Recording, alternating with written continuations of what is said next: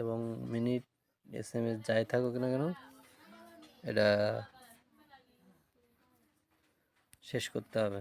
প্রথমে আপনারা এই মাই রবি অ্যাপের ভিতরে যাবেন। মাই রবি অ্যাপের ভিতরে যাওয়ার পরে এই যে মাই ফ্যামিলি, এখানে এই মাই ফ্যামিলিতে যাবেন। এরপরে এখানে যদি আপনার MB মিনিট বা কিছু থাকে এখানে শো করবে, আর যদি না থাকে তাহলে শো করবে না। এরপরে এই যে ডিলেট, এখানে ডিলেট আছে, ডিলেট বাটনে ক্লিক করবেন। এরপর কনফার্ম দেবেন। কনফার্ম দেওয়ার পরে কিন্তু আপনারা আবার পুনরায় ফ্যামিলি প্যাকেজ নিতে পারবেন। দেখেন এখানে শো করতেছে না, অর্থাৎ এই নাম্বারে আবার ফ্যামিলি প্যাকেজ নিতে পারবেন। তবে আগে হচ্ছে আপনার MB এবং মিনিট এবং মেসেজ যা কিছু আছে